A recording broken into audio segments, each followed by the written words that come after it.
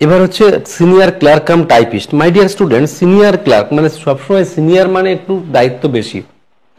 Senior clerk typist তোমরা অনেক, এবার এটা সিনিয়র ক্লার্ক কাম টাইপিস্টের সব থেকে যেটা বড় ব্যাপার সেটা হচ্ছে যে কোথায় পোস্টিং পড়বে তোমার, তার উপরে কাজের নেচার নির্ভর করবে। যেমন তুমি ধরে নাও তোমার যদি আরআরবিতে মানে পোস্টিং পড়ে, তাহলে আরআরবিতে কাজ তোমরা জানোই, ডকুমেন্ট ভেরিফিকেশন করা থেকে শুরু করে যাবতীয় কাজকর্মগুলো কিন্তু রেকর্ডেড রাখা, ফাইল বন্দি রাখা,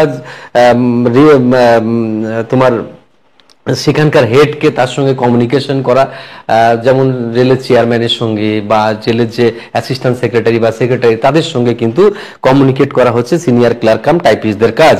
ঠিক আছে, তো এই কাজ। তাছাড়াও মনে করো নতুন যারা যদি মনে করো ওখানে নাহলে হেড অফিসে হলো, যেখানে রিক্রুটমেন্টের স্টুডেন্টরা আসছে তাদেরকে তাদের সবকিছু দেখা, তাদেরকে ফাইল চেক করা, তাদেরকে কোথায় যাওয়া, আরো একটা বড় কাজ এদের আছে, এরা একটা বড় কাজের সঙ্গে যুক্ত আছে। যেমন ধরে নাও তুমি লোকো পাইলটে চাকরি পেলে বা তুমি মনে করো স্টেশন মাস্টারের চাকরি পেলে, এদের কিছুদিন পর পর মানে 6 মাস, 1 বছর 2 বছর, 6 মাস 1 বছর পর পর এদের মেডিকেল টেস্ট হয়। সেই মেডিকেল টেস্ট অনেকের হয়, অনেক পোস্টের সেই 3 বছর পর পর যে মেডিকেল টেস্ট হয় অ্যাসিস্ট্যান্ট লোকো পাইলটের, তাদের সেখানে যে কার বাকি আছে কার পাঠাবে সেগুলো দায়িত্ব কিন্তু সিনিয়র ক্লার্ক কাম টাইপিস্টের নিতে হয়।